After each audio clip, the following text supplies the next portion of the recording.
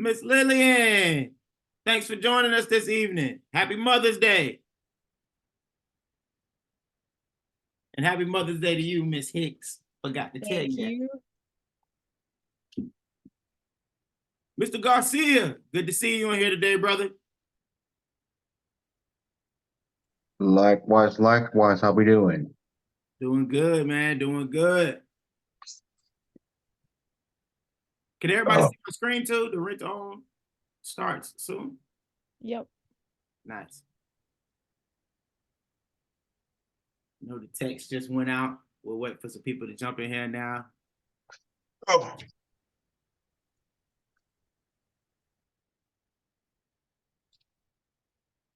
Tracy, what's going on? Happy Mother's Day.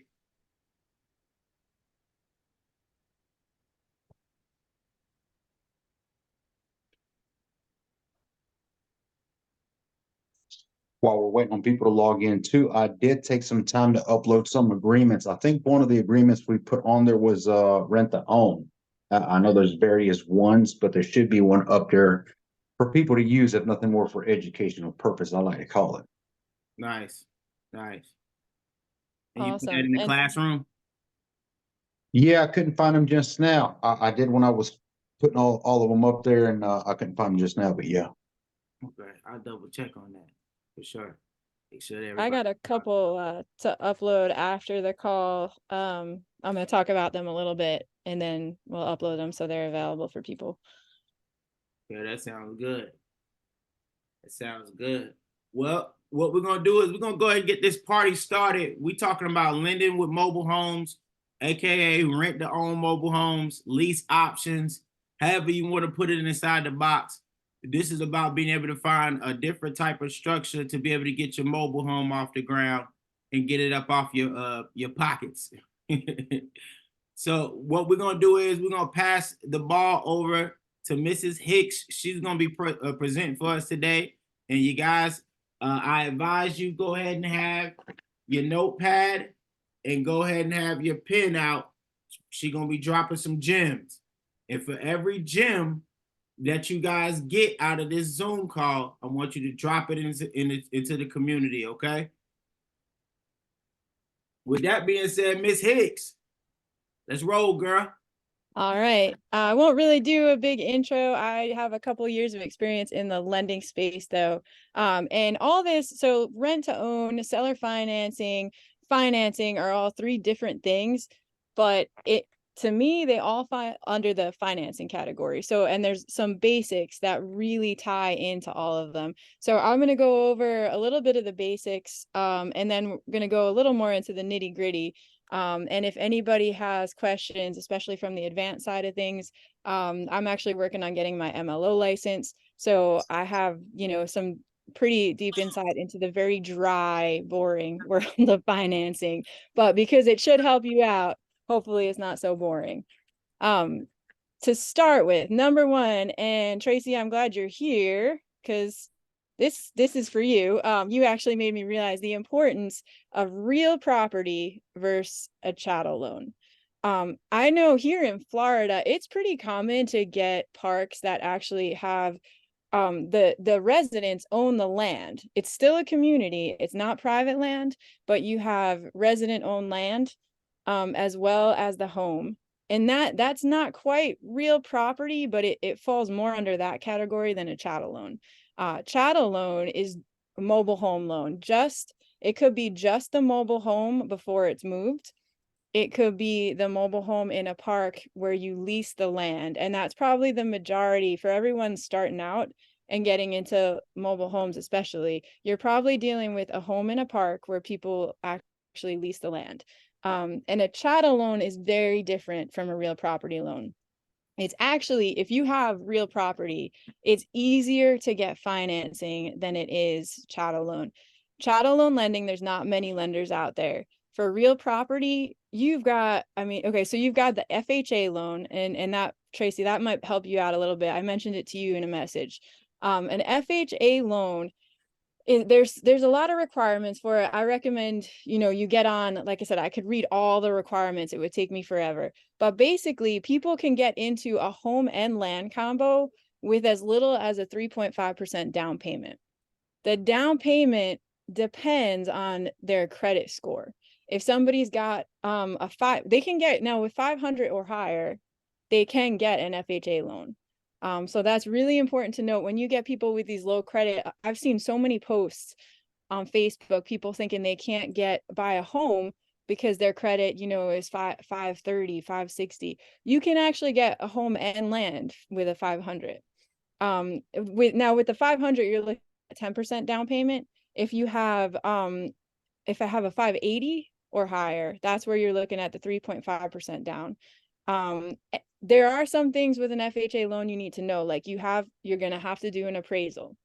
So that makes it a little more complicated because with mobile homes, sometimes they can appraise for less than they're actually worth.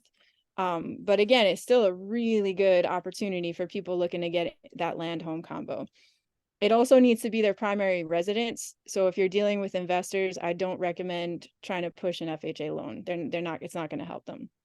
But you have VA loans, and then you have your traditional mortgage. If you go to a lot of traditional lenders, just all the big names out there, a lot of them do finance manufactured homes on land, as long as they're, the people who are buying the home own the land. There's a lot that goes into it, and that's where it gets dry, and I won't bore you. If you actually have someone looking to finance a combo like that, it is a good idea to talk to a broker. You can talk to me. I can recommend a lot of good lenders for you. Even local credit unions will a lot of times do those. Now, where it's really at, and I think what would help most people out, is the chattel loan. And that's where I was shocked.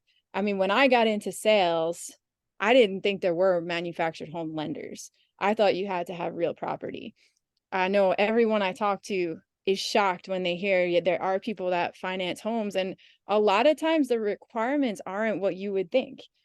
Now the chattel, the main requirement is, like I said before, it has to be in a place where the park owns the land and leases it, or it could be, and this is hard to find lenders for, but Keyhole does it. They're one of the few, is a home before it's getting moved to private land or before it's getting moved to a park. That would be a chattel loan. Usually chattel loans don't include setup. They don't include septic or anything like that. You're real hard pressed to find a lender who will cover all that. Then you'd be looking more into the private lending space, and that's a talk for another day. There's a lot that goes into that. But with the chattel, you've got a few different options. You probably heard of 21st Mortgage. They're out there. They're for the higher credit borrowers, people, I don't remember their exact requirements, but people who are, in the 600s, they don't have many delinquencies, things like that. If you're looking for, someone with a more low credit score, that's where you're looking at Whole Connect. You're looking at, we'll have a list of lenders that work with the low credit. That's a lot harder to find, but there are a few other lenders. Vanderbilt sometimes works with lower credit. You really have to spend a lot of time trying to find the right lender when you're dealing with people with lower credit.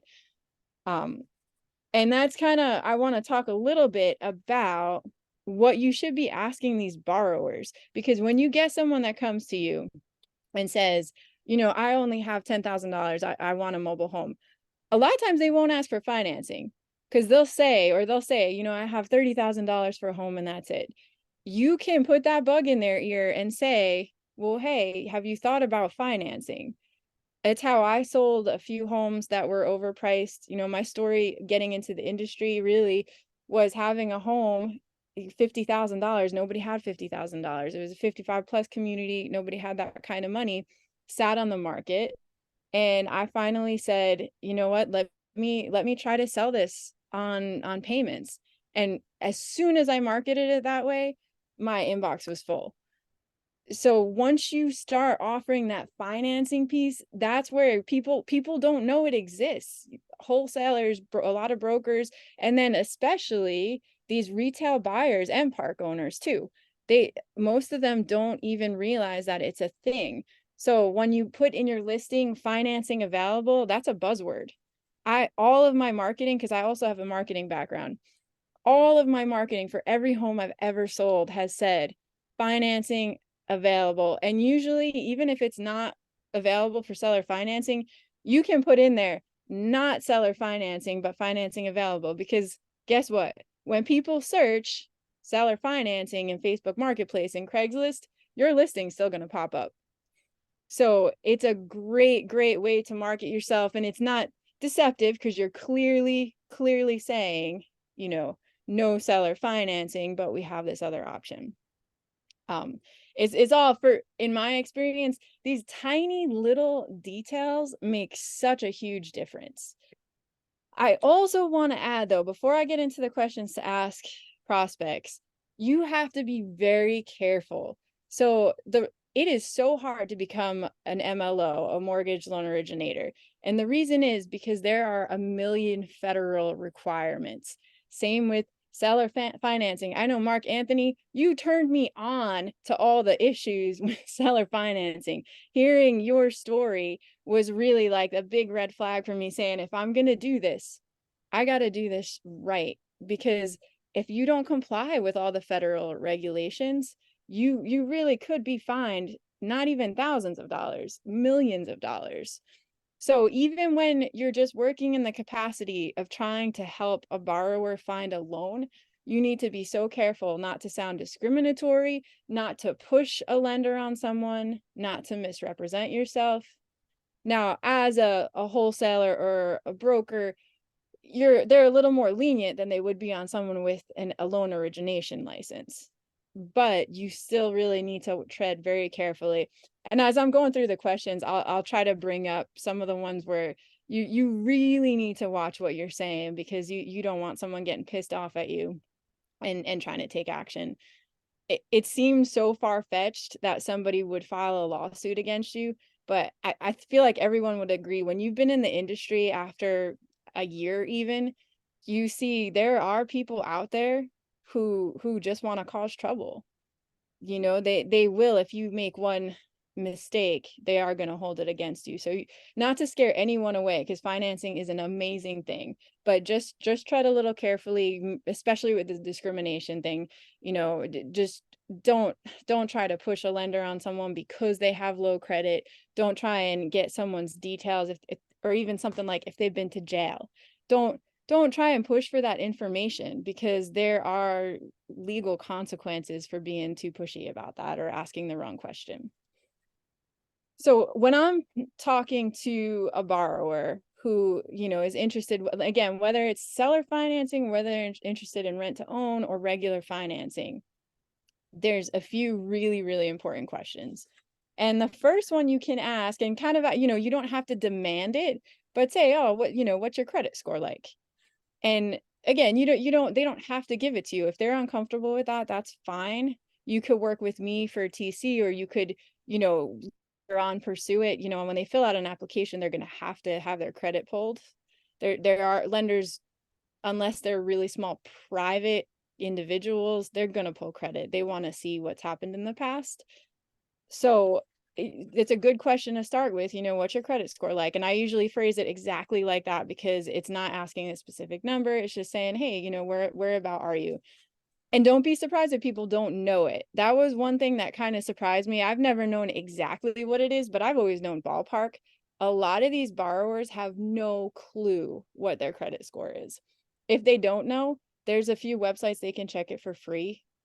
You can just say, I wouldn't even push your website on them. You say you can, you know, go online and check your credit for free, you know, at least once a year, get an idea where you're at. If they're lower credit, again, with the chattel loans, you can go to a lender like Keyhole for, you know, if somebody says they're under, I would say under 600, they're pretty limited. And if you're looking at private property, again, there are lenders who will work with them. I would try to look into an FHA and see if it works. If it's a chattel loan, try Keyhole, try Vanderbilt. They're a little bit stricter. They do take lower credit, but in my experience, there has to be very specific type of borrower that they're looking for. Then the other thing to ask, you got credit score number one, then you have evictions. If somebody has a recent eviction, nobody's going to want to touch them. that's something with a chattel loan anyway. That's something that they look for, and the reason is getting evicted is hard. They have, every state has laws in place that make eviction so difficult. So if somebody has been evicted, they really refuse to leave, you know, and sometimes people have a good reason. The reason doesn't matter though. The lenders don't care. I've heard so many sob stories and I feel horrible for all of them. But the problem is that you don't never know who to believe. I've also had sob stories and then that person turned around and didn't pay, you know, 2 months into a seller finance deal. So try to, if you hear a sob story, you know, be empathetic, but it's not going to help them get a loan. The next thing I would say is ask about their income. All lenders in the world want to see steady income. That income could be Social Security, or you know, if they're getting any kind of benefits. And that's one question you have to be careful about asking. You don't want to like necessarily straight come out and say, do you receive Social Security benefits? You ask, have you had 2 years of a steady work history or some other income like Social Security benefits? That's a great way to phrase it, where you're not pushy, you won't get in trouble for it. If they don't have a steady work history, I've had so many people say I've worked for 6 months, you know, and no reason for it other than like difficulties. They're probably not going to get approved for a loan because it shows that there's a good chance they're not going to have steady income to pay the monthly payments. Another thing to ask about is their average income and average debt payments. This kind of ties into something called DTI. DTI is the debt to income ratio. And there's two different types. The type we're looking for is we're looking at all of their credit payments a month. So you don't have to count rent if they're buying a new home to live in. But DTI, you take their income and you also look at like their minimum credit card payment a month. If they have medical bills they have to pay each month. Cell phone bills, utility doesn't count, but any actual bills, you know, debt, that counts towards the DTI.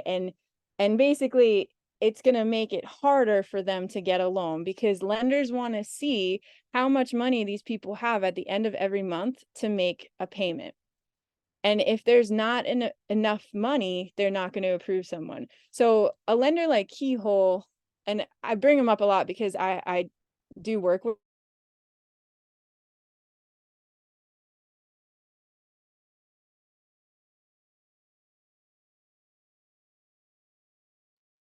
Danny, look like you've been paused. Have a lot of debt at that. Their income has to Hold up, run that last line back because I think you starting to pause up a little bit. Okay, so the Keyhole has a DTI of about 57%. And most other lenders are closer to like 35, 40% DTI. And that just means that they are making, at the end of every month, they have less money to go towards their actual home payment, and lenders are less likely to approve them. So I'm trying to get another light on. I've never done one this late, and I realize how dark it is out here. I might have to move inside. You can be looking at a ghost. If you want to take 2 seconds to move inside, you can. That's cool. Yeah. Yeah, take 2 seconds. And Yeah. Oh, go ahead. and I'll go ahead and jump in here while she's changing up a little bit, and then you let her get back to it. We do have a preferred lender, of course, Keyhole for the mobile home and communities, and then I do have another mobile home lender that will be jumping on here on a master class here soon after our master class with Chris about home insurance. That'll be Tuesday at 7:30 if y'all want to write that down. And then the next master class, it'll be next month. We'll go ahead and have her in here speaking. But this is the information she'll go over, which will be strictly FHA, like how she said. So I'm gonna give you from the point of view of the investor, which means if somebody has a 500 credit score and they want to get the FHA, they can be pre-approved for the land home packages, just like Danny was talking about. This lender will be she's able to help them add trade lines, and she's actually able to help them do credit consultant with them. But the best thing about when somebody comes in with it like a 620 or a 580 620, and the reason I say 580 to 580 is okay, is well, let me get to the main point. Is us as the investor will be able to shop for the pre-approved buyer with the land home package. So let's say you get somebody pre-approved, Tracy, right? And they got a 620 credit score. What you get to do is you get to basically help, you get to basically use you know, like Danielle inside the group with the dealer's license, and you get to basically go shop for the land, and you get to shop for the home, and you get to make the spread. So that's another good thing to think about with whenever it's time to start jumping into doing some land home packages. And me honestly, I believe there's so many ways with mobile homes. It all just depends on who comes through. When somebody comes through my pipeline, I just want you want to just ask a series of questions. Like you said, don't be too aggressive and get out of hand. But you want to ask a series of questions so you can understand who they are, and you want to actually put them in the best position possible. If this person got good credit, good money, you don't really want to have to stick them in the community. Why? It's two reasons to it. One, they work hard to keep that to maintain that credit score, and then they might want to be able to get a land home package. And of course, I know anytime I put a 3-bedroom up, it's gone as soon as I put it up. So the biggest thing about that is of course is getting somebody, understanding somebody situation and putting them in the best situation possible. And then the second thing that's great about that, we get to get a larger spread on those land home packages, because we'll be able to acquire some land. You know, I always say 50,000 for the land. They could be in the county, but I say 50,000 plus utilities, septic, well, and then about another 100,000 for the home, because now we even could probably get them an $80,000 home and have $20,000 left over for the setup, right? So we're about 150 in. If someone gets approved, like how Tamisha got somebody approved for 282, you know, you could even get them down to like a 225. And you remember, it's only cost us 150, and we get to take the difference of that. And you get to be able to get them a cheaper, you get to shop cheaper for them instead of being like a lot. A lot has a lot of fees to deal with. So I just wanted to kind of break that up about with this FHA thing real quick, is that if somebody got a 620 or better, we get to shop for them with their money, with their pre-approval. If they got a 580, we're basically going to help them. And this goes back to what Mark was saying inside the comments. It's called a single close. So now we only closing one time, and we shopping for them. We're showing them floor plans. We're taking them on a tour to, hey, do you like this piece of land? Would you like this area? Does this suffice for you? And we get to basically be the liaison on that deal, and we get to wholesale that whole deal. And if they only got a 500 to 580 credit score, they can still get a land home package, but you would either have to get a hard money lender and go ahead and shop for the land and do all of that, which I don't advise. Me personally, if somebody comes through with a 620, I want to go ahead and shop them a land home package. If they're around 500 to like 560, I'm gonna go ahead and see if they want to jump into a community for their first home, and that's when I would use Keyhole. So I just wanted to just give you guys, you know, some real raw game, and that's exactly what I'm doing right now. So, all right, Danny, back to you. Well, and to kind of touch on to it, like the reason I ask these questions, and I have a few more to get into, is because like it sounds cliche. I mean, I did get into this to make money, but why I keep doing it is because it is awesome to help people. And if you get someone, like even when I'm working for Keyhole, I get someone who comes on the phone and says, I have a 620 credit score, you know, I want a loan. The first thing I say to them is, have you tried 21st? I want them to go with a lender because there's going to be a lower interest rate. I know, because I know the lenders, I know Keyhole has a high interest rate because they're more risky loans. You want these people happy, even if it means turning them to somebody else. You know, same thing with pushing them from a chattel loan to real property.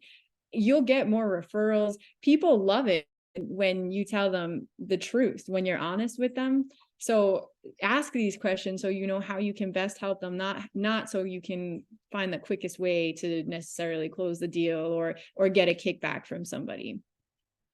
And on top of that, when you're dealing with land home packages, guys, I always let them know, if you want to get to this land home package, we're going to be about 90 days, 90 to 120 days.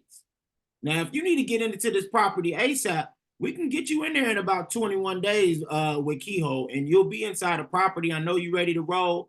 This sounds like the best situation for you. Do you agree? And if they agree, yes, I need to get into a house now. I'm tired of staying with his dusty ass, or you know how it is. You know, we hear it all coming through the phone. But basically, they're tired of their situation and they're ready to move now. They're ready to get off of mama couch. They're ready to move up and get their own thing. So this would be this is a great option for you with Keyhole, for you to get started on your first home, and then you're not going to be tied down for more than 10 years. And then you still got more time to be able to get to, and then now when you finish paying that off, I always tell them, hey, once you finish paying that off, you can rent this property out and you can go ahead and get into a land home package after this. So I always look at it like this, man. If you could do, if you can make, I had, like I said, I had a deal where I spent $20,000 on rehab. I didn't have to do that. I did that because I know what good words spread like. Good words spread like a turtle. Believe it. It's slow. It's slow, but you'll get it. You'll get almost a 90 to 100% conversion rate on the referrals, instead of you just getting somebody in there and getting them in anything, and then now the word around when you coming around the parks is, nah, I'm doing business with them. Nah, I don't do it. They're gonna put you in anything. You know, you don't want that. What you want is, you want good vibes, you want good energy, you want to take care of these people, because we could talk money, money, money, but a lot of people don't realize what money is. Money is the exchange of value. So the better that exchange of value is, the better the money gonna be. So back to you, Miss Hicks. It really is a long-term game, and and that's the thing with financing, right? It does take a little time, even with Keyhole, it takes time, but you have to consider, number one, the time it takes to find a buyer. And a lot of times, if you're dealing with, you know, a $50,000-$60,000 home, that takes time. And then the other is the referrals over time. Yeah, maybe it took you 3 extra weeks to close a deal, but you're going to get more referrals from it in the end. And that was my next thing to ask them, was the timeline, because if somebody comes and says, I need to move within, 3 weeks, then a traditional mortgage, FHA, you know, most lenders are slow. 21st mortgage, I had them take 3 months to close a deal when I was on the sales side. So not that every deal is like that, but you need to be ready to wait a little while, and you have to be able to kind of buy time too. If you're working with a park, let them know in advance, be upfront with them. Yeah, they're going for financing, but we're going to push this through as quick as we can, blah, blah, blah, whatever it takes. I know, Brad, with the pre-approval letters, show them proof, we're happy. Like Keyhole, most lenders, they'll give you some kind of documentation showing that somebody is approved. And even sometimes, they'll give you a funding date or an estimated date. And that's what you need to kind of secure the home and keep everyone in the loop, knowing when this funding is going to happen. Another question to ask, a really good one to ask, one you could leave with, is, have you applied for a home loan recently? And if so, what happened? If they say they got denied, that doesn't mean anything. It just means you need to try and figure out why they got denied. What happened, and again, be careful, don't pry, because you don't want to get into trouble, but a lot of times they'll straight up say why they got denied. That'll help you figure out which lender you should send them to. Another good question, and this one kind of is good for the chattel loans, is, do you have a social security number or a TIN? If they don't have either, nobody's going to take them. They need some kind of documentation. I hate that we can't help everyone out, but sometimes, you just can't. Now, if they don't have a social security number, your options are more limited. Keyhole works with TINs. There's other lenders, I think, who do. I haven't quite found one yet, but I've heard rumor of it. So for now, it's best if they have a social security number. If not, try Keyhole.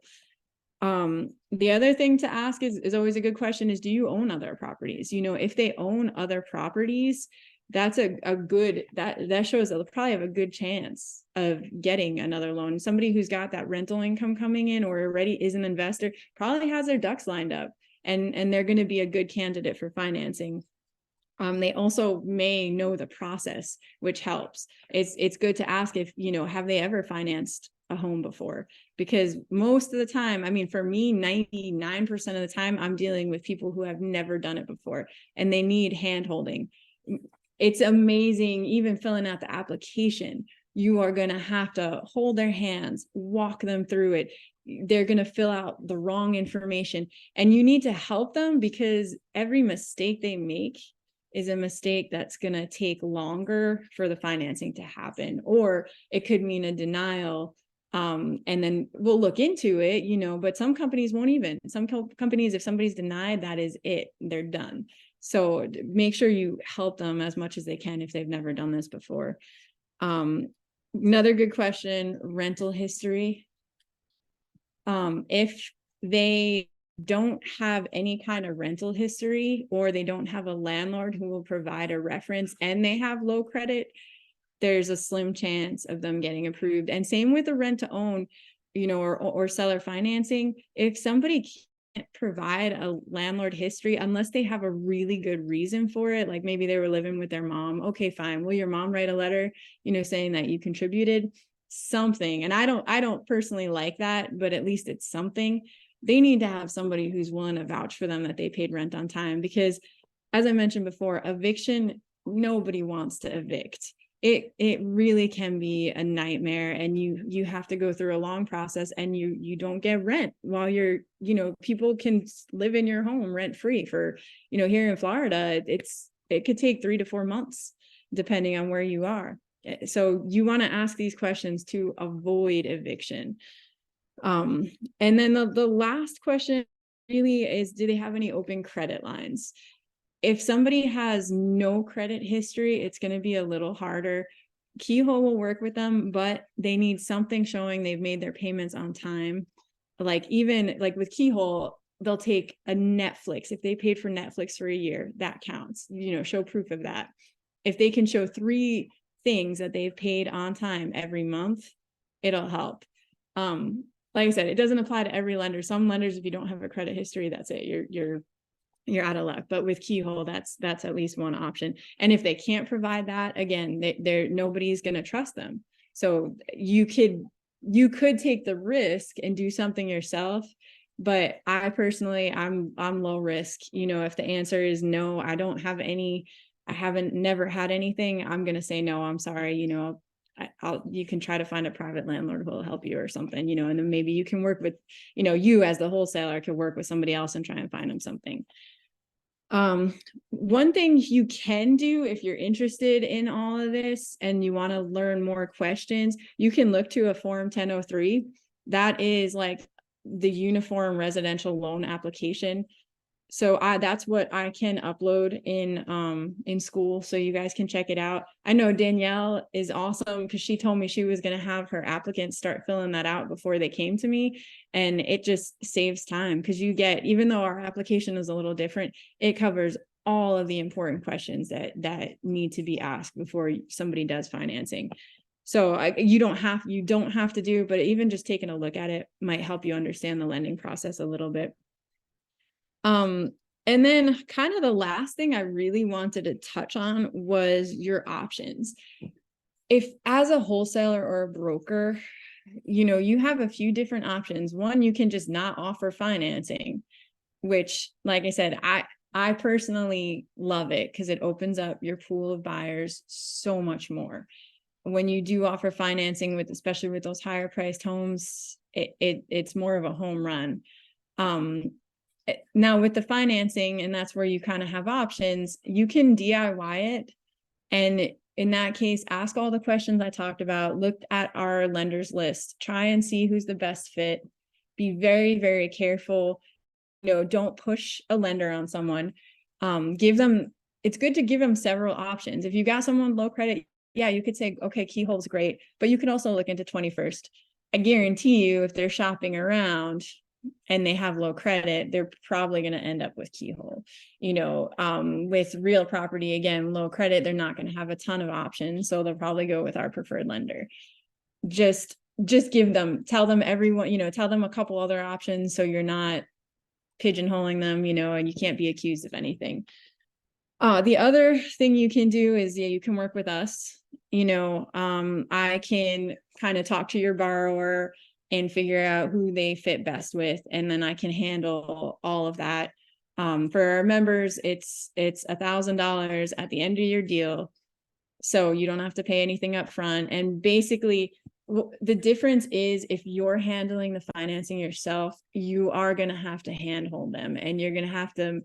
The amount of back and forth I go through is a little ridiculous sometimes. So just be prepared to put in the time. It's up to you. If you want to put in the time and help them, it's doable. It's totally doable. If you're trying to scale a little bit more and get a few more deals done at one time, then it's a great idea to kind of outsource for that. And we can definitely help you with that. So that's really it. I'd kind of like to open it up to questions, or Brad, if you have anything else to add. No, I thought that was amazing. Yeah, let's get some questions in, and then we'll see if Mark and Jose got anything to add with the financing with mobile homes. Hey everybody.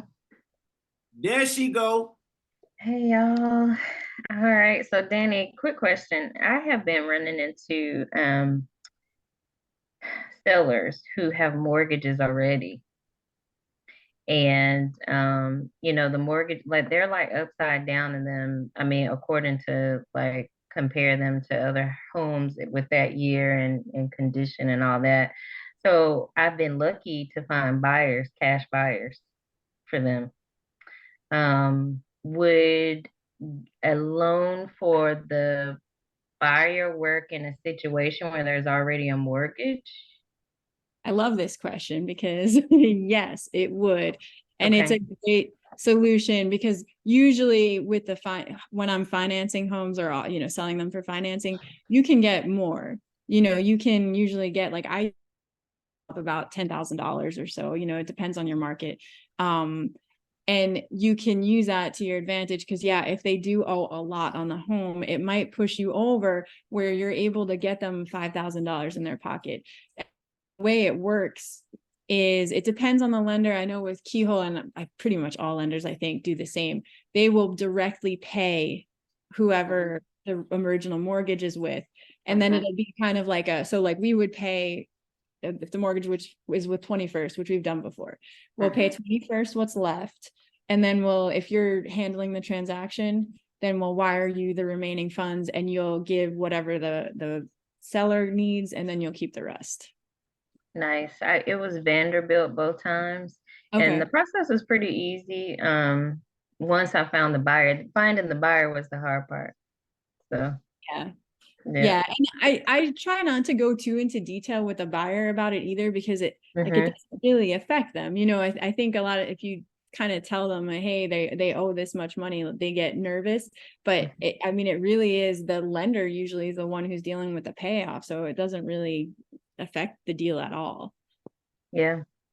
Any advice on that piece, like how to explain to them there isn't a title readily available?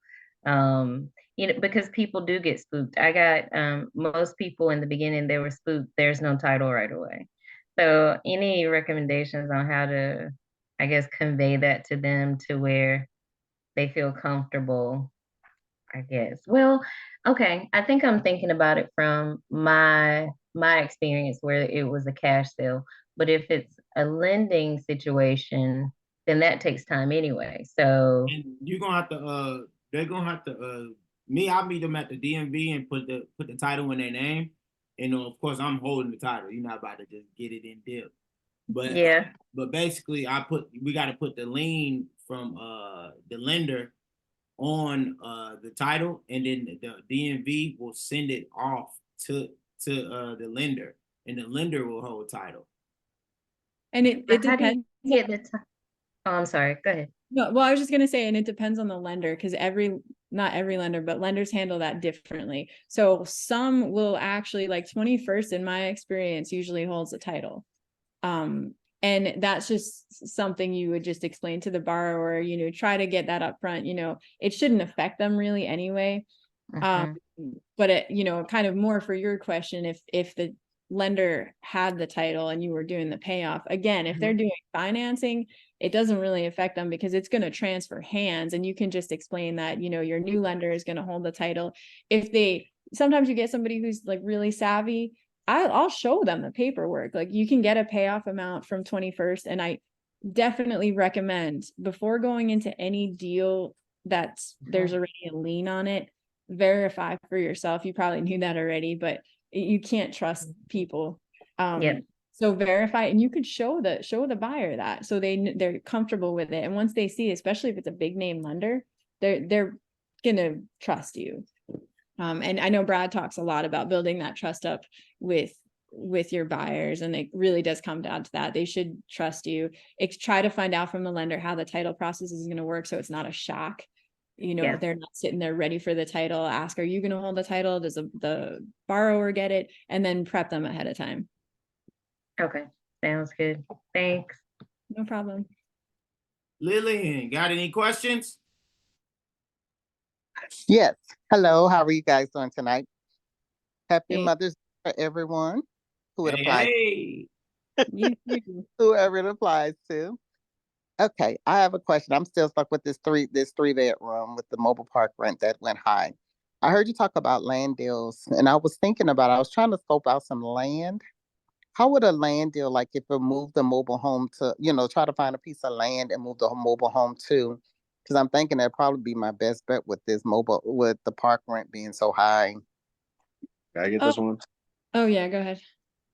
All right. So the first thing Mark, you is want there to any way you can get on camera? My bad, brother. Any way you can get on camera so I can break it down for the reels? I'm on my phone right now and my phone camera doesn't work. If I do, it'll be the opposite camera. It'll be like my back camera because my front camera doesn't work for some reason. But what I was saying is if the first thing you want to look at is what you're gonna do with that trailer once you move it to your land. Like, what's your exit strategy? Is it you're gonna try to sell it cash, or are you gonna try to rent it out? And I say it because No, we're trying to sell. We're trying to sell it either in a So- park or on land. I'm thinking the land probably be better. okay, so once the mobile homes move to land, once they've been moved from the original place, it becomes really hard to get at least a traditional mortgage from them from a bank. Now, there's other stuff out there, but most places, like especially if you go to a bank, since it becomes real property, and try to get a loan from Bank of America, just a regular mortgage for the real property with the mobile home, or even FHA, they'll only do it if the home is in its original resting place. So it can only be moved from the time it was built to the place it was originally installed. Once it gets moved again, it no longer qualifies for like FHA or other mortgage or other traditional mortgages. So they'd have to get something like a chattel loan, like Danny was talking about, or a construction loan, or a personal loan, or the chattel loan. The chattel loan, they can use the land as collateral if they have the land already. So then you're going to want to have to look at those options right away before even getting started to see what type of loans and mortgages are available for it that you can, refer your buyers to when they come. So that's like, before you even get started doing anything, try to figure that stuff out first, like whether it's your local credit union, because a lot of times they will, they'll do manufactured home loans or construction loans, or chattel loans using the land. And then after that, just looking at the market and seeing, what you'll be able to get. The one thing I always suggest when doing land is taking advantage of the land improvements, which is the depreciation schedule that you can take tax write-offs for improving the land. That's everything that's done to the land, but the dirt can be written off almost up to 100% in year one. So fences, septic tanks, even the personal property, the mobile home itself, the vehicle is a land improvement initially. So if you're looking at if renting's an option, and you are selling other homes, one of the things that we use to offset a lot of our taxes are the land depreciation tax credits or tax deductions, to offset all of our capital gains from our sales, from our wholesales, from all the flips and all the other things. Instead of owing a big tax bill, this is where, we pretty much balance out the whole business is with the developing land and then taking the land improvements as a tax deduction. Things like garages, little things like that will improve the land and make it more sellable. Like how Brad said, as soon as he gets a 3-bedroom, it's almost gone immediately. When it comes to land, usually the bigger home, the better. If you could find a 5-bedroom triple wide, I mean, that would be like the holy grail, because when it comes to land appraisals, they might value it differently, but the one thing that they do value is square footage. And the more square footage you have, they're gonna either give you like $100 a square foot, $150 a square foot. Here in Arizona, we can get up to $250 per square foot. So it's the more square foot, the better. If I can get a 3,000 square foot mobile home versus 700 square foot mobile home, I'm taking a 3,000 square foot every day, even if it's a worse condition or older, just because it's bigger. Does that make sense? It makes sense. But because I'm a newbie, Yep. what would you, because like I said, the mobile park is going up to, I think she said 950, 980 from 795. And nobody's going to buy their house because, I mean, it'll pay for, we were looking for cash buyers for 65, and it's like it's been sitting on the market for, I think, at least 4 months now. So it's like, okay. What's the price that you're getting the home for? If you're selling it for 65, what are you getting a We commission? got it for 6,500, and and it's because I had a bad business partner, we put about 40 grand in it. Ugh. Did you try it with financing, Lillian? No, that's where we are right now. We were looking into financing, but like I said, I think the lot rent is just so high, and the park doesn't offer anything. So it's thinking everybody that we've come across is like, oh, the lot rent is too high. The lot rent is too high at 950 or whatever it is gonna be. But I would say, and I have we all have different opinions on things. So I mean, definitely take Mark's the expert on moving homes. In Florida, especially, because it costs about $20K to set up a home, even more to move it, depending. You'll get more for it where it is than you will moving it. So like unless the home is really low price, which it sounds like it's not, it's not always a great option for moving it. You'd have to compare and see like what other homes you could get and move to a property, because a lot of times the setup fees and the moving fees are going to kill you. And like, especially if you're looking for a buyer to move it to their land, they're going to be, if it's 65K, they're going to have at least 85K deal with the financing. I think your best option would probably be to try and sell it on financing, and make sure you're marketing it like very clearly. One thing I'll do, and some people don't like it, I've gotten people message me for it upset, but I'm very clear in my listing descriptions. But in the actual price, I will put the down payment. And the reason is, when people are searching for a home, they're looking for their budget. They might put a max price of $10,000 because that's all they have in their pocket. If you put the home as $6,500 and then even put in the title $6,500 with financing available for all credit types, blah, blah, blah, like whatever you want to put in. And then in the description, make it clear this home is for this price on financing. It's for this price on cash. That has sold so many homes for me. I've tried it a bunch of different ways, and that was the most effective way. I have had people message me, pissed off, saying, well, why does it say 6,500 if that's a down payment? I swear I had to jump in. Now, what she's saying is the absolute truth, because I've done that too. But you will get some square, a straight square, gonna report you. And get that marketplace banned. Now, I feel like if you posted it into different groups, you will never run into that.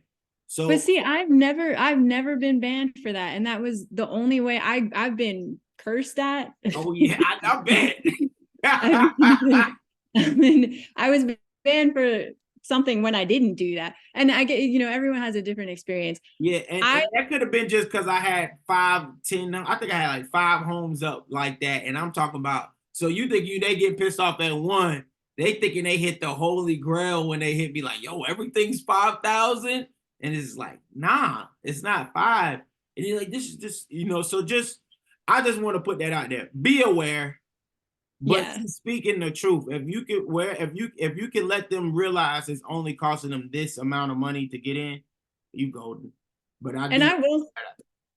I am super non-confrontational, and I am a very upfront, open person. The fact that I do this shows like it's only because it works. Yeah. And because like I said, nobody, like, think about when you shop, and that's how I always do my marketing. I think about what I do when I shop. If I'm looking for a mobile home online, and I do it all the time, I put that max price as my cash in pocket price. You really are helping people. There is always that risk of being banned, but I've been banned for literally nothing. So I've been banned for the crazy, but I do know I was banned for sure for one time off of that, but I believe it was because I had multiple listings doing it. Yeah. Let's so just don't make that clear. I think, and what's great about our group is pick and choose what advice you like. If you're like, I don't want people cursing me out, I just take a screenshot. Like when I get people mad at me, I take a screenshot of the listing description and I show it to them. And I say, well, it says right here, all of the details. I see a lot of people do that with cars too, because Lord know I was about to go buy this. I was about to go cash out on that damn car.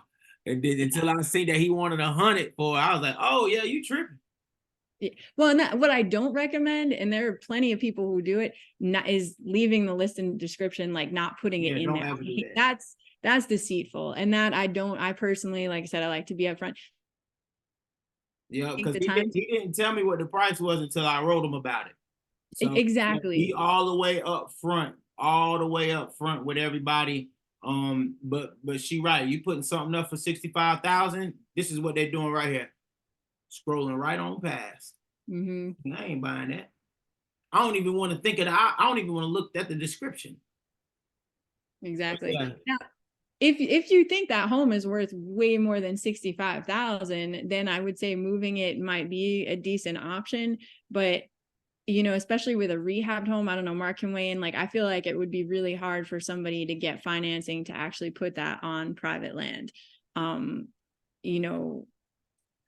Okay, can I what you think Mark? What you think, Mark, about the her moving in and putting in and doing the last double wide I sold last month was a 1994 3-bedroom 2-bath double wide. I sold it for 70,000 plus delivery. Cash. To be moved. Damn. Yeah, the move I charged 8,000 for the move, and then it still needs to be installed. And they paid cash. But did the 75,000 include the install? Nope, that was just the home. It was just the title. Well, and I think probably I think we need to ask a better question. And that wasn't rehab. Lillian, what kind of that home was stock. That home still needed to be rehabbed. It's a 1986 double wide, 1,352 square feet. Now, and I think you might be working with something. Maybe. I think your market, I think you need to talk to someone in your market. Here in Florida, that would never sell. But like in other states where maybe there's less inventory, or where then maybe it would, where land's a little cheaper. Mark, have you done anything? Lillian, what area are you? Texas. Did you hear me say Texas? Yeah, Texas. That seems like it's a good house. Might work now. Yeah, Texas. It's even cheaper to move and install homes in Texas. That park must be where everything is. Well, and I would say it can't hurt to look into both options. You could market it both ways, but is the park okay with the home moving? That's a good question. Now that's what I have to find out, because I was on vacation for a little bit over a week and a half from my from our first initial visit. So I know you said they have the first right of refusal. That's the best way to find out, because it gives them 72 hours to make a decision, and if they like it and they want it, they got to pay for it to keep it. And otherwise it's gone. You can take it. That gives you clearance to remove it. I totally dig that. Because it's like, go ahead and ask them, but if they like, nah, it's like, all right, I'm about to hit you with it. Boom, hit them. Because what they say to you in person is going to be different when they have a legal document in their desk, and there's a real ultimatum: yes or no, check or no. Okay, so do I write them to tell them I'm moving it or thinking about moving it? Yeah, like I guess I can upload a first right of refusal document, but I use it as a purchase offer. So like somebody gives me an offer to buy it, but they want to move it out, so it's a purchase offer with the intent to them to remove it, and I always include the moving cost. That way, if I really am just wholesaling this house for somebody, and the park wants to pay to keep it, that the park doesn't just pay what it costs for the title; it pays for the move. Now it doesn't move, so I get that money too. Ooh. And one thing to consider is your relationship with the park too. I mean, not that I don't agree with you, Mark, but if you're trying to build a relationship with park owners, usually, unless they're completely trying to get rid of everything, they hate having homes moved out because they spent 20 to 20,000 to get that home moved in and set up, you know, on top of what they paid for the home. And so when I did the sales park owner, if somebody did that, moved a home out of his park, I mean, I know park owners who would literally block the gate, like one story is literally blocked. Oh, that's an $8,000 fine. Block the gate, please. Pay that. Wow. But you know, Oh yeah, I wish they would. Oh man, I pray for those days. but it comes down to you, like, are you trying to build a relationship with the owner? If not, you know, then I would say it doesn't even matter. Yeah, like go with what Mark's saying. If you're trying to build a relationship with them, it might be worth trying to keep it in the park, just because then you'll get more homes down the line. But you know, I don't know your exact situation. That was a real good point right there, Danny. Does the park have any new homes? Because like here, the parks love when homes come out because they're ordering all the brand new homes. They're like gentrifying the parks right now. So it super depends on the park. Some parks keep all their old homes. Some parks need them all gone because they're ordering new stuff. No, most of them are old. I think I have a 1 bedroom there. I think that's if they have, let's just say if they have 60 houses, they probably have 5 newer houses, and even my 1 bedroom, one of the newer houses. I'll definitely pay to Most keep of that. old. Yep. It sounds like they'll pay to keep that to me. Yep, I would just check the price, make it like a reasonable price that you think they would really pay for it. If that was the case, like, you know. And that really seems like a great option, you know, to see if they're willing to do that, because then you'll learn. And if they say, you know, well, we don't want this, if you tell them your intention, you know, and we really don't want this home moved, then you can kind of stop and think, okay, if they're not willing to pay it, you know, but it's going to hurt my relationship, do I want to still do business with them? I mean, you got to evaluate, like, Then there's you no always remember your holding costs now.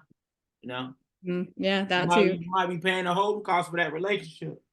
It's never an easy answer. I mean, you have, like I said, I mean, I think I would still try to market it with financing and try to still look into the moving option, you know, talk to the park, see what's going on, don't listen to my advice with that, listen to Mark's advice with that, because he knows way more about the moving home part than I do. But I think you have a lot of things to consider. Yeah, so Lillian, I want to know what you got wrote down for your notes, because it's time to see what's the next plan of action for you. Well, what's the next plan first of thing you action plan is to on get doing? that form, but I wrote down everything from her saying the form 1003 that she's gonna download. I wrote down all the questions for potential buyers for financing opportunities. And she says 3 types of loan: FHA, VA, traditional. What they're gonna do it on land. Does the park own the land? They got 21st Mortgage, Vanderbilt, and Key Hold. And she talked about the debt to income ratio. So I wrote down everything, the questions to ask the buyers, and be guarded on how you ask the questions and stuff. So I wrote down a lot of stuff. Hey, you're really locked in there. Yeah, no, and first of all, that's great. That's great that you wrote everything down. I think I need to be a little more specific with my question. What did you write down to help you in that situation we was just talking about? That way we can kind of, you know, hold you accountable for it. All right, what's the first step? Well, the first thing I'm gonna do is look at that form that he's gonna upload as far as the first right of refusal, and see if they're willing to bite on that. Because I have 3 houses there. One is occupied. I just rehabbed one of them that somebody moved out on, and this one So has you been paying sitting like almost $3,000 a month right now in holding costs? Yeah. 21. Well, 21. Well, when you say holding costs, what do you mean by that? Holding costs is the lot rent that you The got? lot rent, this one potential for the renters right now is $795 for that home. Okay, and for you right now, what they got you at? I mean, they had me for $795 plus water. Yeah, they did you with that water service fee, right? Yeah, so it's no more than like, I think it's like, it was $846 for this month that we had to pay $846. For But all they're three going, homes? Hmm? For all 3 homes? Well, yeah, well, I have a person in one of them. So it's 846 for, just say 846 for each home. Okay. Is That's cool. renting an option in that park? Renting is an option, but I have a partner, and like I said, we put, most of our eggs in this basket. We put most of our money in this, so we kind of want to sell this one so we can get at least our money back. You know, Yeah. 50 will break us, 50, 51 will break us even. So that's why we put it at 60. I have it online for 67.5, I think tonight that'll be more tomorrow whenever everything's back operational, we on business time. Tonight I would probably change my Facebook market listing to only 6,500 because they're gonna need 10% down with keyhole. So I would say like 65. I would put like 60, 66. Well, you got 67 something. So $6,700. I would put that, and then in the description I would get real detailed. Okay. Okay. And then I'm about to drop something on you real quick. A script that I put inside my marketplace. Inside my marketplace. It's basically the same thing that Keyhole said you need for rent to own. And so Mark, what you thinking now that you know it's a double wide? She need to get 65 for it. I mean, I'm not sure what land go for out that way. Yeah, I'm not sure at the land, but depending on the area, that'd be a whole nother project. I wouldn't get into trying to move it to land, honestly. Facts. That would be a whole start of a whole new project. But the first right of refusal, what is like you said you guys put 40,000 into it? Yes. I want to About see 4, or well, I factor in 44 because we paid rent for a couple of months. So I put that into my total cost. So like I said, 50 will break us even. If we sell it for 50, we've gotten just what we put into it out. So you have to do the first right of refusal for at least 65,000. Okay. Yep. I would try the first right of You got refusal. any local realtors that you're working with right now? No, I put it on Zillow, and so I've gotten a couple of realtors call, but like I said, I was out of pocket for the last week and a half, so I just asked everybody to call me back Monday, because it's in a park. So, like I said, I got quite a few calls and text messages. So tomorrow I'll probably get a lot of calls. You said if I market it to the first right of refusal, you think just do 60? Yeah, that's what I would do. Okay. Like, so what the first right of refusal really is the purchase offer. So say like I would give you an offer to purchase, and on there it would have an intent to remove it. And so just for this example, I'd give you an offer for 60,000 on the first right, and then that you would give them this offer that I gave you. And you'd say, hey, I got this purchase offer from Mark for $60,000, and he has the intent to remove the home. So this is your first right of refusal. The park would then have to pay the $60,000 to keep it, or they refuse their first right and give it clearance to be removed. And they have 72 hours to respond to that. And if they don't respond in 72 hours, then that's an automatic assumption that you have clearance. And as long as rent is paid up to the date of removal, they cannot interfere with the removal of a mobile home for any other reason in the world. You can make one up. If it's not rent not being paid, they can be fined, charged, and sentenced to conversion, which is theft with a max penalty up to $7,500. So closing the gate on you when you're trying to pull the home out, $7,500 fine they got to pay. parking a dumpster in front of the house so you can't get the truck hooked up. Had that happen to me a couple times. $7,500 fine that they have to pay. I had a park tell me that I paid the rent from an auction. I got a home from an auction, eviction auction 4 months ago now. I paid the rent for 2 months, and then they said I couldn't move the home because I didn't have the title yet from the whole auction thing. And that the rent was paid. So that's any other reason, $7,500 that they had to pay. So rent was paid, but they told me I couldn't move the home because I didn't have the title, which as long as rent is paid, it's the only thing in the law that says that a home cannot be moved. So no matter what the park says, even if it has a 5-year lease on it and the lease has not been fulfilled for the 5 years, as long as rent is paid up until the date of removal, that day, it doesn't have to be the whole month. They say you have to give a 30-day notice and pay at least 30 days ahead. The law says up to the date of removal, prorated. Okay, thank you. Now, Mark, what does the scenario look like for her if they refuse and then she got to move it and now she got to come out of pocket again? She doesn't have to move She it. It haven't- could sit there and find another buyer and just Okay. pay rent like it never happened. Cool. Just So one- I think that's perfect. Then you have like a two-pronged approach. You can change your listing. And before I forget, one real good tip to put off the people who get pissed off, take a screenshot and put it in the photos of your listing description. That made a big difference for me. Come Take on, a man. Hold up. Everybody drop gems on that one, huh? Everybody, that's gems, girl. Yeah. But I do that to combat the, well, how much is lot rent? How much is you? And people don't read, but they look at the pictures. So put that in the listing, just the listing pictures, your whole description, screenshot, crop it. But I think that and do what Mark said, do the first right of refusal. That way you're covered both ways. I'm curious, definitely check in with us. I want to know the kind of response you get from the park and from the people on Marketplace. Now, do this park, Lillian, do they got more parks in the area?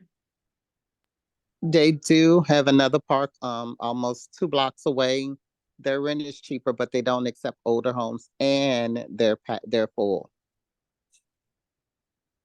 Is this somebody you want to have a relationship with? She's been shady for the last couple of months, so I'm thinking Kelly has quite a few homes there. Ron has quite a few homes, so there are a lot of mobile home wholesalers and people that rent out their homes there. So I'm believing that she's raising this rent because she's jealous. There's not, the park offers nothing, no playground, no nothing. Across 2 blocks away, they have a swimming pool, clubhouse, playground, and it's only $750. And we're going up to 9 something. Like I say, even for rent, she's going up to $880. I mean, the area is a very nice area, school district wise. So that's the selling point, but that doesn't negate the fact that, $880 just for, the land that we don't own is crazy. No, I will say if you end up having to sell it there, justify the lot rent by saying, because like I said, most people don't think financing is an option. Justify it by saying, but you're owning your own home and the total monthly cost include the lot rent and the home price. If you want, run it by me, I'll let you know about how much it would be a month, depending on, which lender you go with. And then that way they know, say, look, it's only going to be $1,500 a month for you to own your own home. Yeah, lot rent is high, but you got the great schools. You're also owning your own home. Like I always push that because it is a big deal. It's a major deal. Major deal. Thank you, Dana.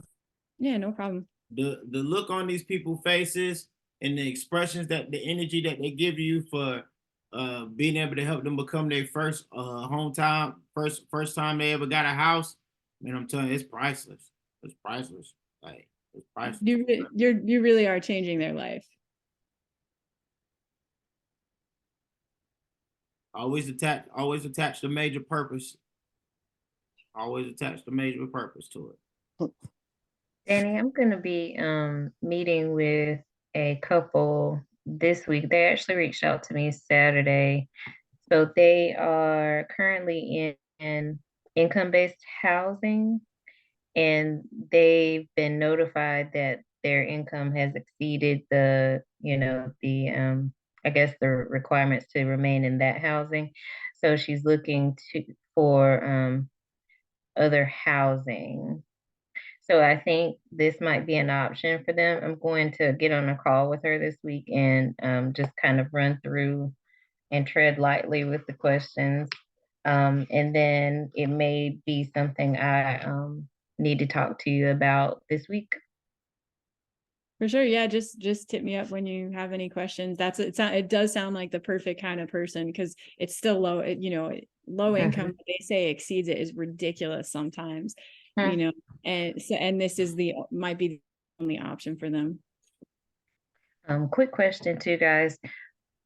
I guess what would be, so there's seller financing when the owner of the home is selling it or financing it to the buyer. And then we have the options of lending, through a third party. When would you say you would go with each one? Does that make sense? I'll answer first for me. Okay. I did one when funding ran low.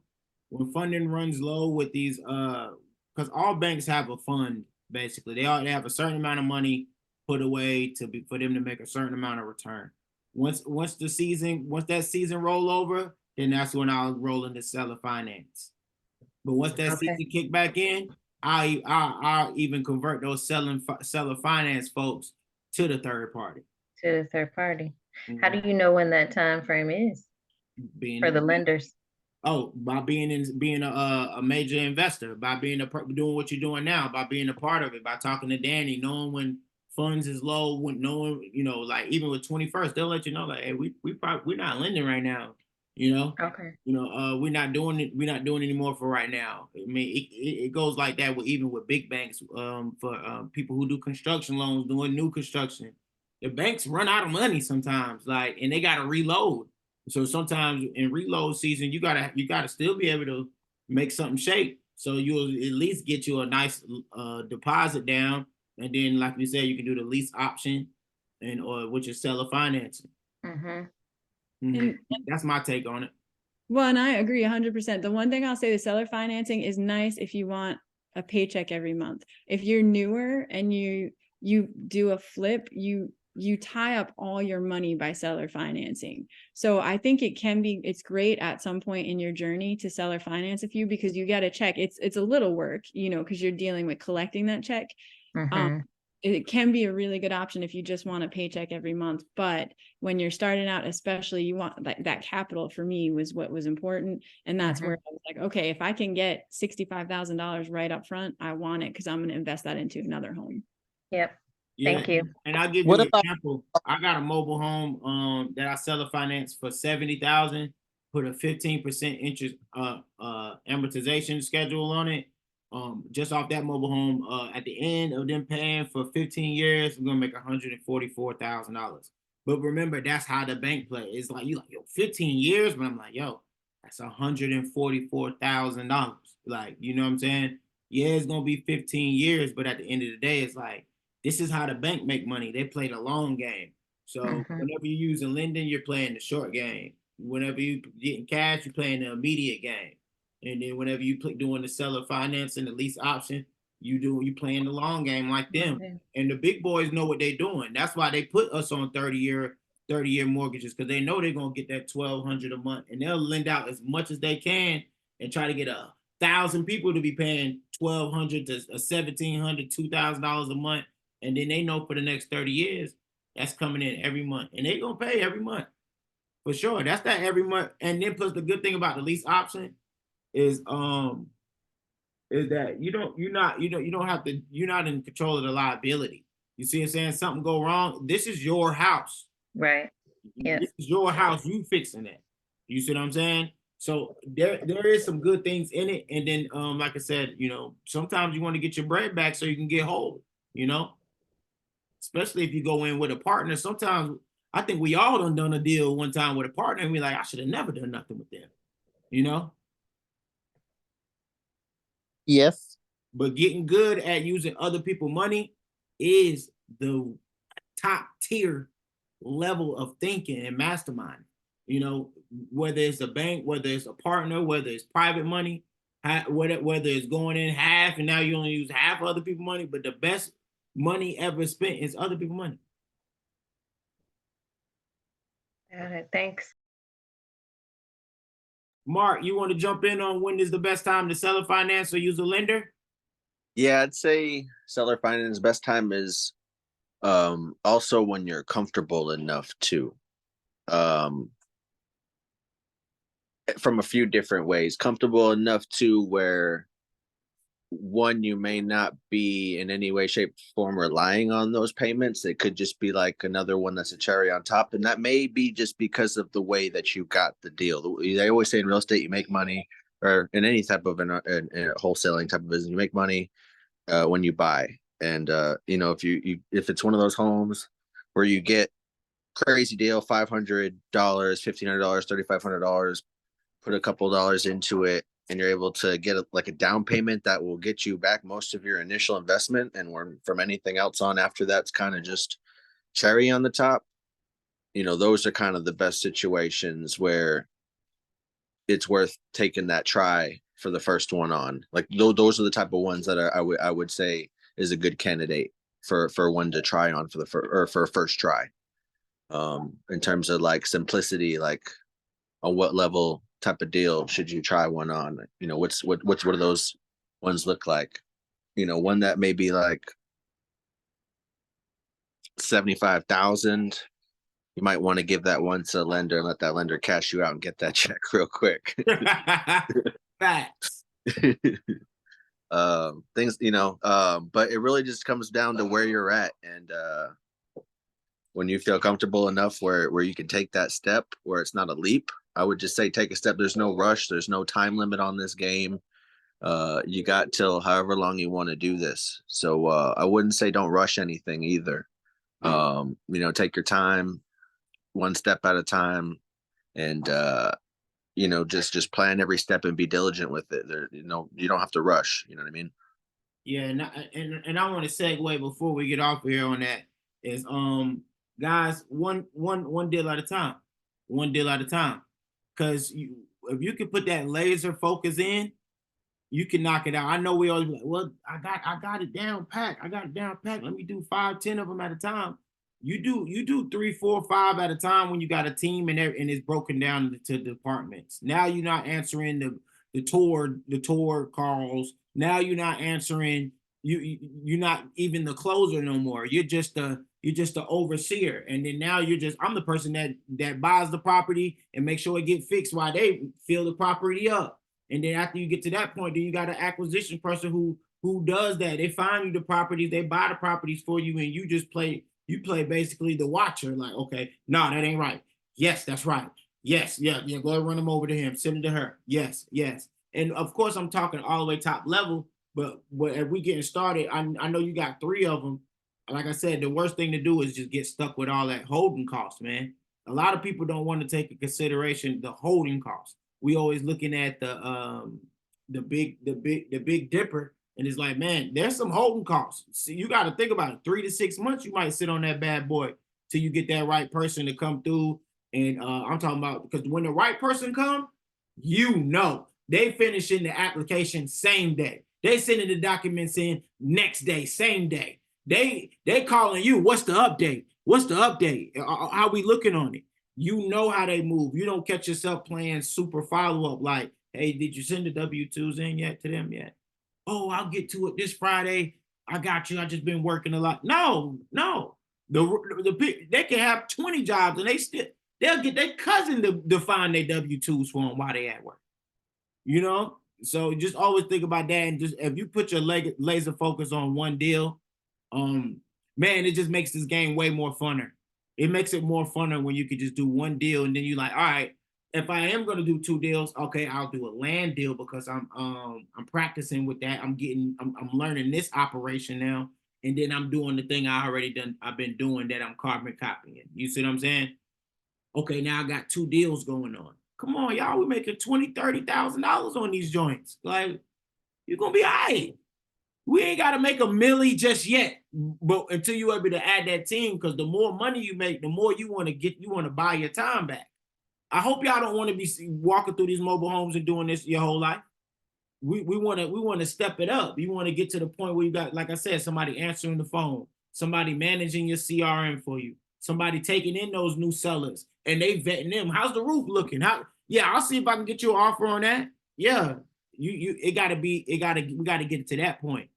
But it's all about the first step, taking the first step and being able to knock a deal out and put that laser focus on it. And I'm just thinking about you, Lillian, with the 3 deals. I know you're gonna be able to get them all done. Hell, I done took down 10 at a time.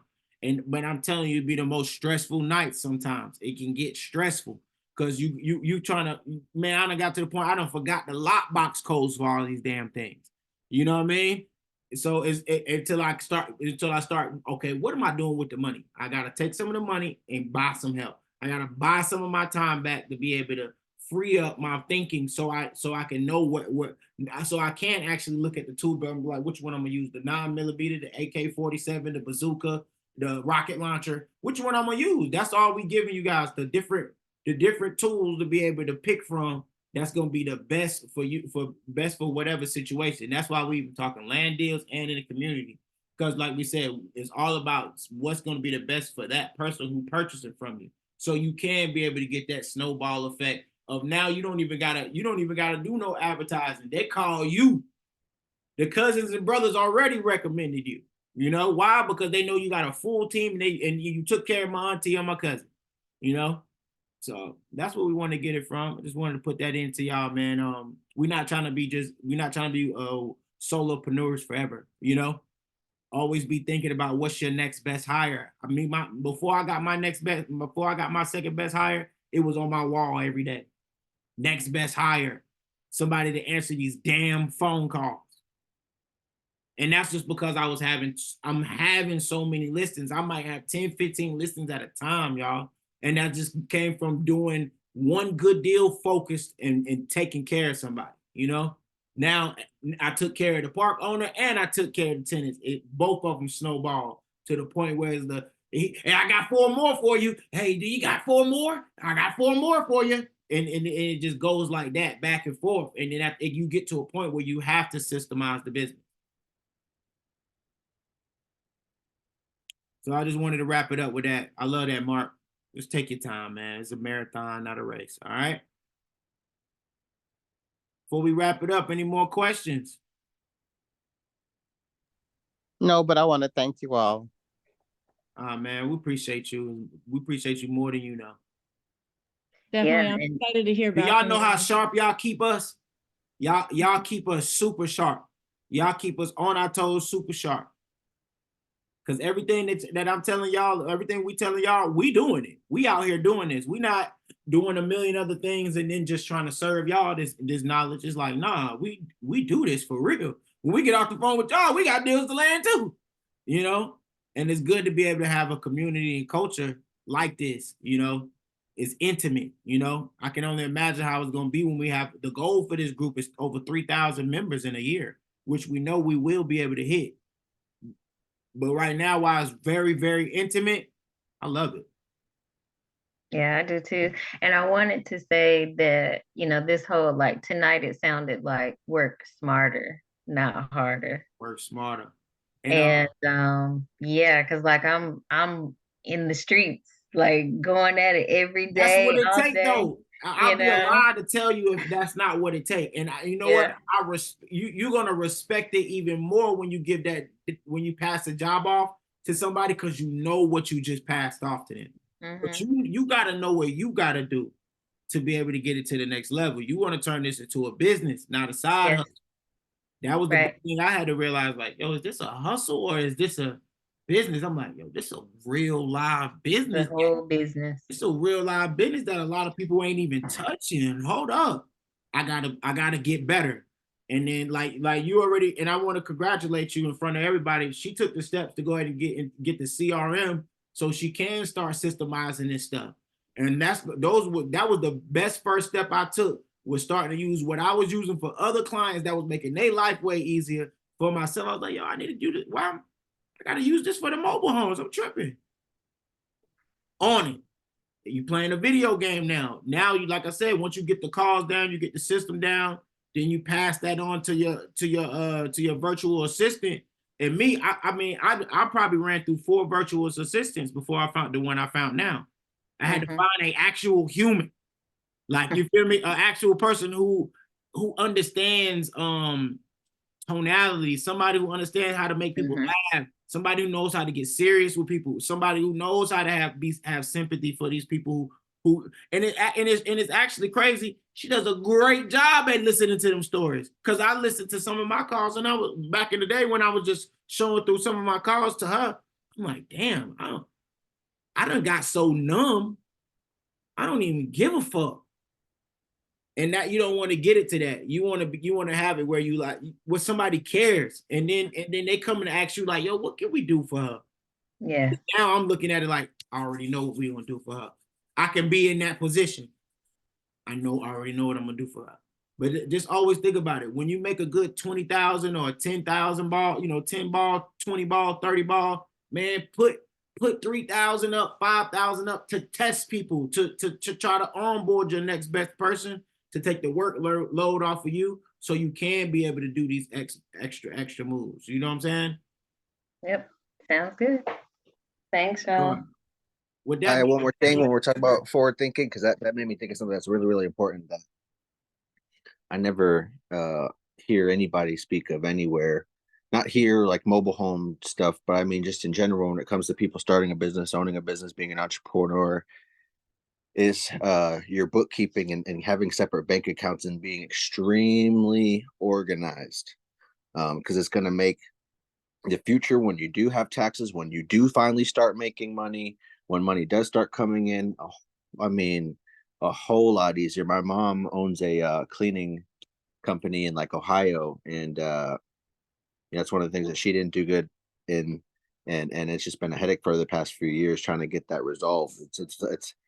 It's a million times better if you could stay ahead of it than trying to catch up and come from behind. Just simple having just a separate bank account will just change, make everything a lot easier. Just with just having that alone, just keeping everything business and personal separate from a bunch of different levels, because then later on it will help you get better funding for the business, it being separate, because they won't have to rely on you personally for the bank for the business to be like a what's it called, a co-signer for the business. That's the last thing that you want your business to have, is you as a personal co-signer. You want the business to be able to stand on its own. So having all that stuff separate now, when your business does start to hit year 2, 3, 4, and you're thinking it's only been, quarter 1, quarter 2, it goes so fast. The sooner you get ahead of it, it will start to snowball effect later on. man, you dropped that. That's real right there, brother. Get the books. I'm one of the best hire. My other best hire that I ever did was having an accountant, and then have him sitting you down in the office and going through all your finances, and you seeing how you eat out, and you seeing how you go shop at those stores you don't need to go shop at. Man, I'm trying to tell you, it's like you just getting smacked in the face every time you see it. Then he categorized. He like, what was this? What was this? He's like, ooh, what was that? I don't know what that was. You need to know what it is. You need to know. We all know what we need to do to be millionaires. Are we doing it? That's the big thing. Like you said, get in front of it. Don't let it get in front of you, for sure. And don't be afraid to not be perfect right now. That's one thing I used to beat myself up about. Like, damn, oh, I'm supposed to be up at least 10 M's. I'm tripping. With all this knowledge, it's some things I'm doing that ain't getting me there. And the more you get around other people who doing big things, you start realizing what it is that, oh, this is why this person is so successful, because they will take it there. They will take it there to go get everything done. They won't wait. They on it. It ain't no wait until tomorrow. There is no tomorrow. You're doing it today. You're getting in front of that today. That's on the to-do list today. Well, yeah, man, y'all just keep showing up and showing out. And I'm ready to hear about what's going on with you, Lillian, with that deal, so we can help you out. I know Mark and Danny will get those up for y'all inside the directory. It's gonna be under templates to use. And Tracy, where you at with your deal right now? Before we go, that we were speaking about. The land one. Yeah. Did you Yeah, he get hasn't on the contract? said, yeah. So he did respond, and he talked to his uncle, who's the executor of the estate, and he had some questions. I answered all of his questions, so he said he'll follow up with me tomorrow. And he's so meticulous, like he's gonna follow up tomorrow. So I'll let y'all know. Okay. Well, with Yeah. that being said, yeah, we'll definitely lock in. I'm talking to you tomorrow anyway. We'll talk more about it. And yeah, everybody, happy Mother's Day to everybody who got a mom. This was a hard day for me. My mom had passed away. So it was a hard day, but we still put that work in today, you know? So just keep going and take care of the kids, ladies. And Mark, take care of the kids. And yeah, man. Y'all like family now, for sure. All right. All right, y'all. Till next time. Thanks, y'all. Bye-bye. Take care.